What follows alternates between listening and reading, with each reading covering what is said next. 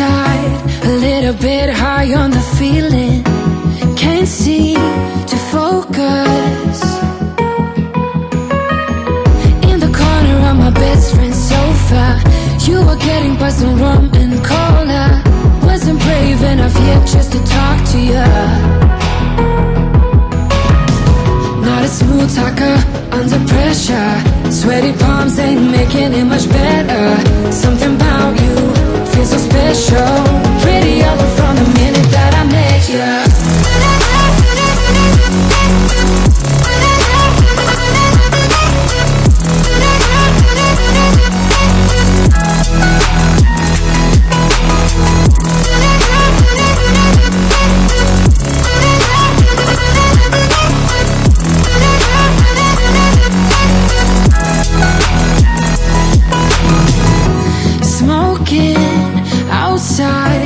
Trying to get your attention, you make me nervous. In the corner of my best friend's sofa, you were getting buzzed on rum and cola. Wasn't brave enough yet just to talk to you. Not a smooth talker under pressure. Sweaty palms ain't making it much better. Something about you feels so special. Pretty all from the minute that I met you.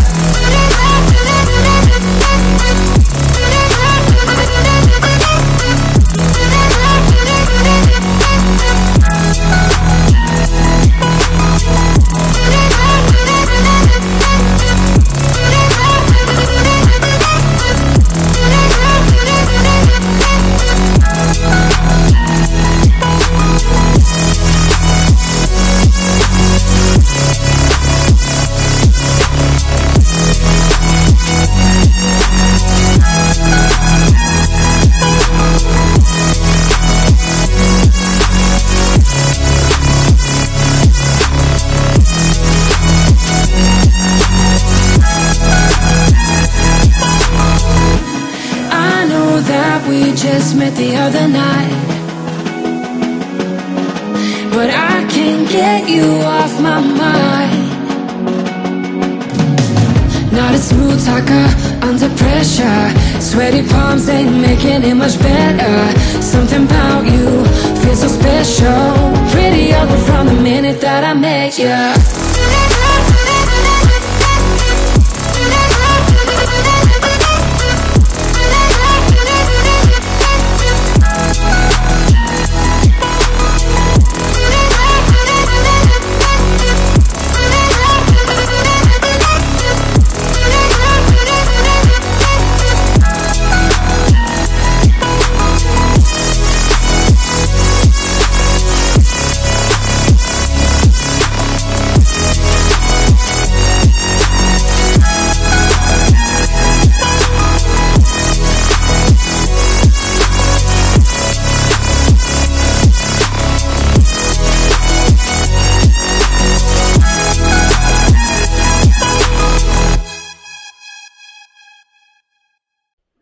Hey guys, what's going on? This is Derrick, and welcome to the second episode of these Facebook Live challenges here.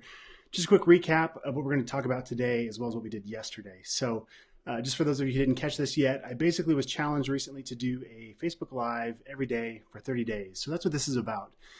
It's going to be great practice for me, just doing this whole live thing, as well as a good opportunity for you guys to have questions, to ask me questions in real time. I'd love to get your comments during these live feeds. And if you miss it, and this is the replay, don't forget that you can also just comment below. So I'll be going back through these videos and answering any questions that I can, either in the next video to come or in the questions in the comments and stuff like that. So would love to hear what you're working on, what you're going through, especially what is the weather like where you're at. So it's April, what, 3rd? I don't even know. Yes, April 3rd. Time flies when you're having fun. And it is literally still snowing here in Montana. So that was drone footage that I took of one of my favorite places in the world, a big mountain here in Whitefish, Montana. So I love that place. We spent a lot of time this winter up there, and that was some fun B-roll footage of that area. So anyway, that's what that was about. Plus, it gives me about 3 or 4 minutes to kind of catch my breath and get ready for what we're going to talk about. So how's that for form and function, I guess? I don't know.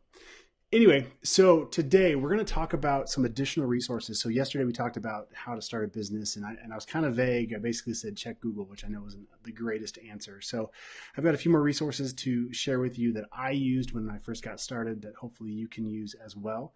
And then I've got a quick Photoshop tutorial, a couple tips and tricks for the day, and that's about it. So we'll keep it short and sweet. So I'll just dive right in. So the first thing, let's see, if any questions, comments yet? It doesn't look like it. So go ahead and say hello. Tell me where you're from. What's going on? How's things? So I've got a whole stack of books here, actually a whole stack of books, and a whole bunch more I would want to show you, but we recently moved and they're still in storage and in boxes. So in no particular order, and I'll paste all these down below, but books are a huge resource. I love books. My wife and I have shelves and shelves of books, and I think that's something that's really important for those of you who are looking to do your own thing, looking to start off that freelance career, or even just to be a better designer. It's something that I strongly believe in, is continually learning new things. So in my opinion, you're never done learning, and as soon as you stop learning, you're going to start getting passed by everybody else who hasn't stopped learning. So anyway, The Design Method is a great book. I highly recommend. It's got a lot of great resources. Basically, let's see, it says, if you want to expertly navigate the exploding potential that design now holds, this is the best new guidebook. So you'll learn ways to conduct research and gain insight into your clients' situations. So this is a great thing. One of you guys asked, how do I find and keep good clients? This is a good book to learn about that. It also talks about processes for establishing strategies and plans for your project. So that way you can, basically have repeatable results and not just one-off hits that you don't know how to repeat. How to develop a cohesive concept and visual direction for each client and job. It's an iterative approach to prototype, test, refine, and produce effective design. So again, a lot of times that's a question that a lot of students struggle with, is like, well, how do I know if the design is good? And it's actually something that in many ways can be subjective. You might like a certain color, but your client hates it. And how do you find ways to always deliver something that they're going to love, right? So it talks about that. Techniques for presenting and documenting creative work. Tips for making your design studio operate efficiently and consistently. So there's a lot of other good things in here, but definitely highly recommend that book. Is this helpful? Like, I don't know if you want me to go through like each book or just post what was helpful. So the Graphic Designer's Guide to Pricing, Estimating, and Budgeting was also a good one when we were trying to figure out how in the world do we price these services, and how do we budget and things like that. What else we got? This one was huge. Let's see if we can see it. The Designer's Guide to Marketing and Pricing. This one is by Elise Benham and Peleg Top. Another great book. You can see I've got it all tagged and marked up with different things that we thought were really good. So definitely a good book. And again, this is for those of you who want to step out in your freelancing career, want to start a business, and you're trying to kind of get all the resources. These are just the books that I read or my wife read, and we kind of used to get our business up and running. I got a few more here. Here's another one, The Designer's Guide to Business and Careers. How to Succeed on the Job or on Your Own. Another really, really good book filled with lots of great information.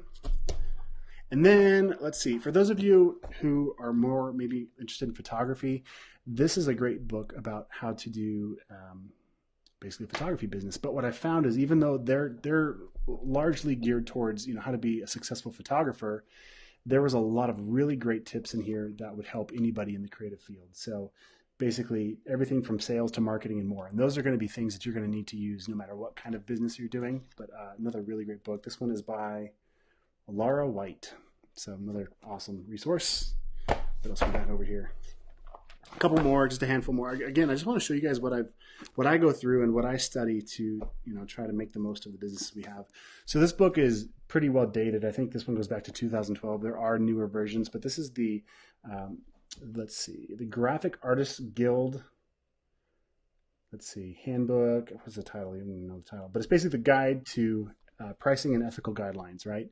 So this one is a very, very dry read, but what it tells you is, depending on the industry you're going into, whether it's, in this case, I opened up to one that's about greeting cards. So it literally has everything from interactive web design things to print related to collateral design. So this was something that my wife and I really struggled with when we first started, was charging enough money, right? I really didn't value my skills. In fact, I had, I don't know, probably like a 2-hour conversation with a friend kind of going over how much I should charge, and really, really struggled with that. So at the time, to put it in perspective, this would have been probably like 2008. So what, like 10 years ago? And at the time, I really struggled to even charge $20 an hour. And many of you might struggle with that right now too. But let's see, minimum wage then was probably, I'm trying to think, I can't even remember. It was probably like, a good job at that time was probably like $10 an hour. So for me to charge $20 an hour seemed kind of crazy, but there's a lot that goes into picking a price, and maybe we can do that in another episode. But the point is I was like, I have no idea what these services are worth. I have no idea what to charge, and went back and forth for a long time.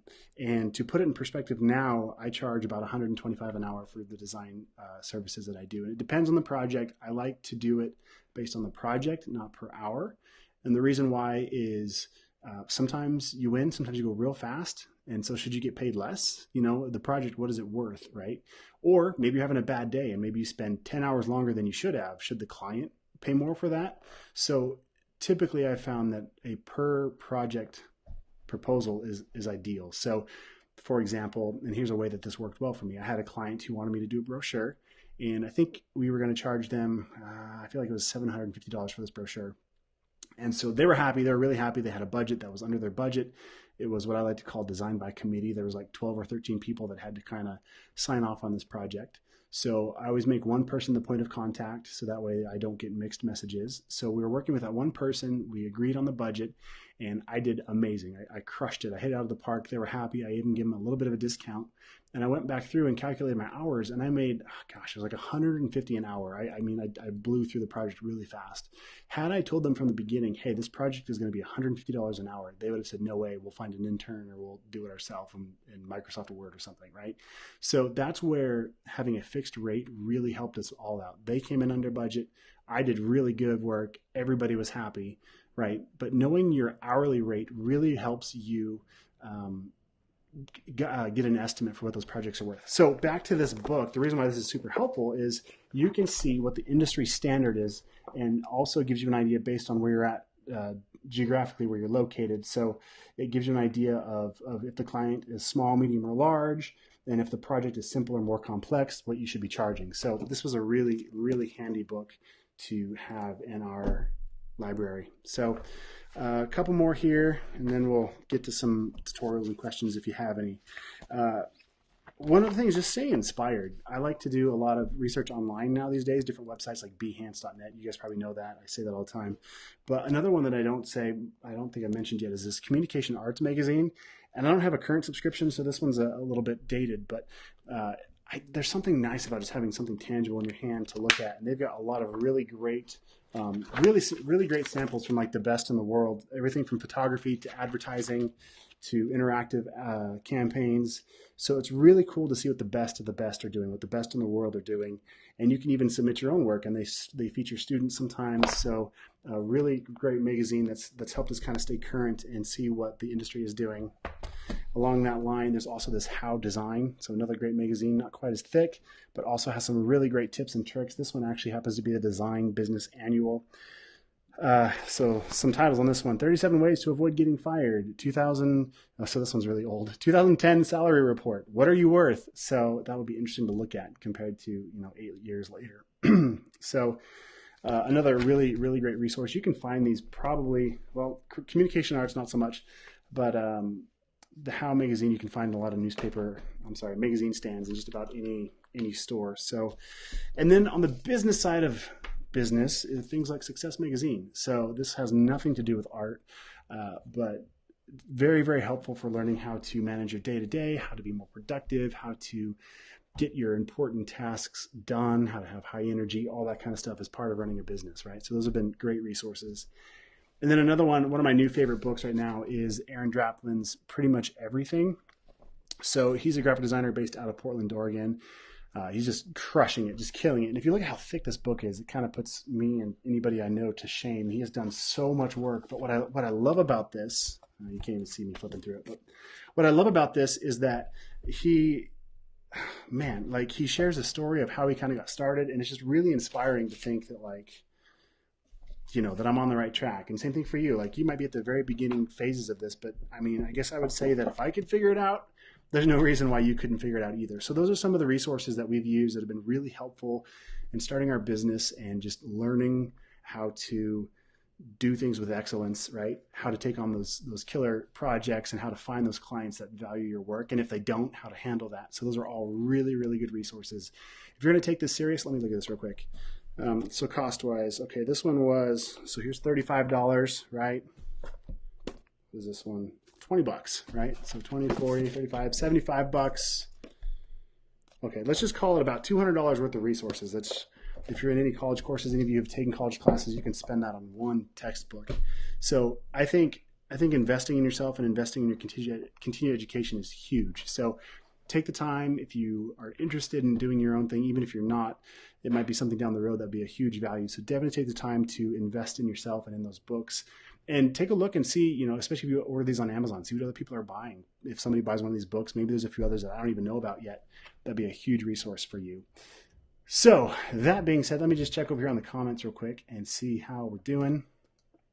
No comments. All right.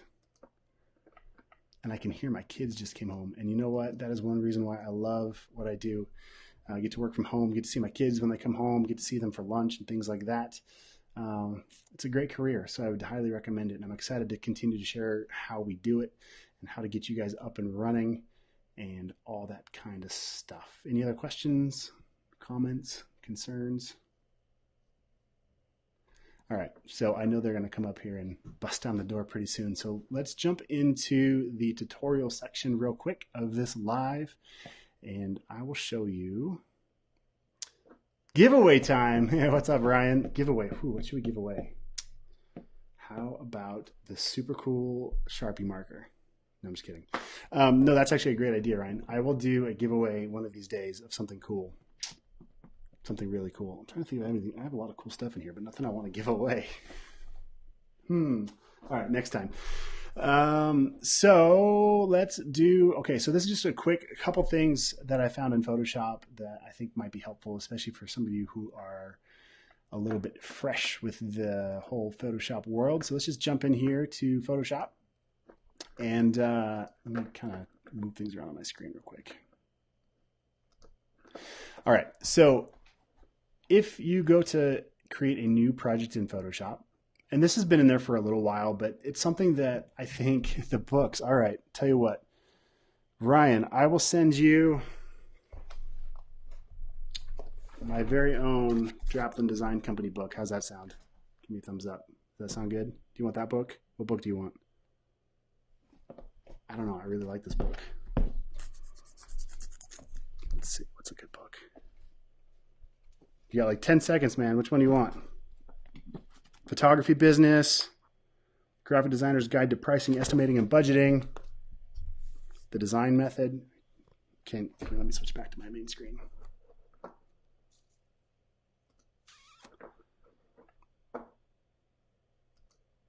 There we go.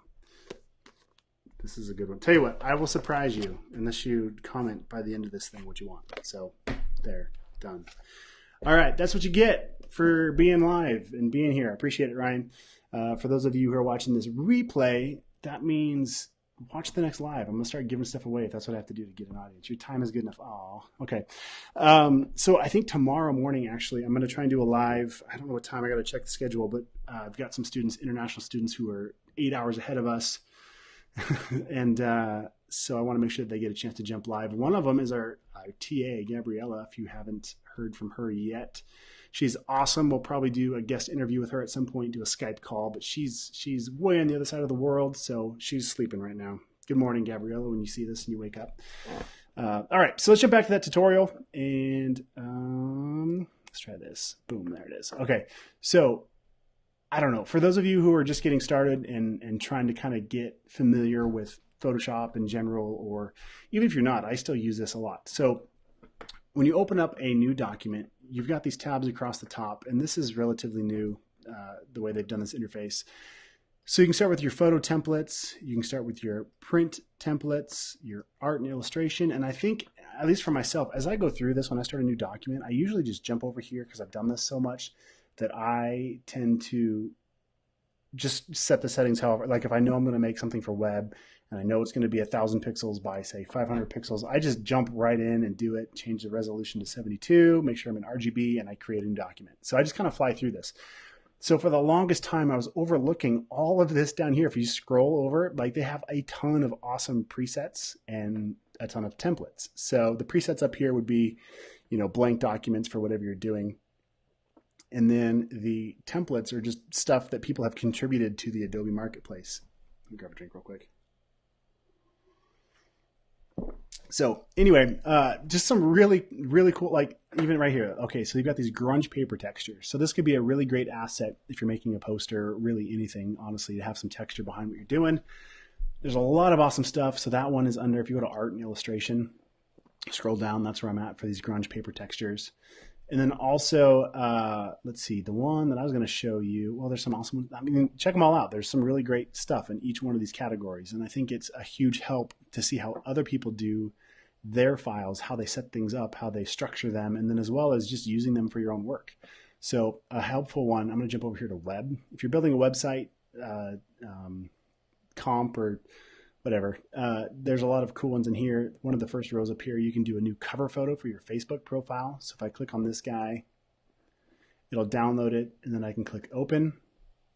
And it even has the instructions in here. So it shows you how to use their template. But you can also look over here in the layers, and it's pretty straightforward. But that's helpful. That's a nice, I don't want to say tool, whatever. If you want to create a new Facebook cover and kind of dabble with that, that's awesome. I'm going to go back up here to File, New, and then let's jump back over to that Web tab. There's a couple more I wanted to show you. Oh, this guy right here. Elegant, responsive page layout. And there's a whole bunch more. Definitely check them all out. But I think this is just a hidden feature that, I mean, it's right in front of your face. But for me, when I'm starting a new document, I'm not really looking at that. I'm just diving right in to actually do real work. So I hadn't prior to recently taken the time to kind of explore the possibilities and what's in there. It's super cool. So definitely check that out. So in this case, it's got 2 artboards. And if you haven't worked with artboards yet, I feel like I talk about that in the graphic design bootcamp, but if not, there you go. I should make another tutorial. Anyway, so I've got this artboard on the left for the web version of the website and this artboard on the right for the mobile version. And if I drill down into those, you can see they've got all kinds of folders and it's pretty well organized. But if I wanted to make a design for a client, this would be a really great way to just dive in and go real fast. So for example, let's say I had a photo. Let me just jump into Pexels real quick. I'm not gonna be picky. I'm just gonna grab the first one here. Copy the image. I'll jump back over into here, click on that layer. And I have, if I've got my move tool selected on the top, I also have auto select layer checked. So that way, no matter what I click on, it will automatically jump to that in my layers panel. And that's really helpful when you're working with somebody else's template that you're not familiar with how they set things up.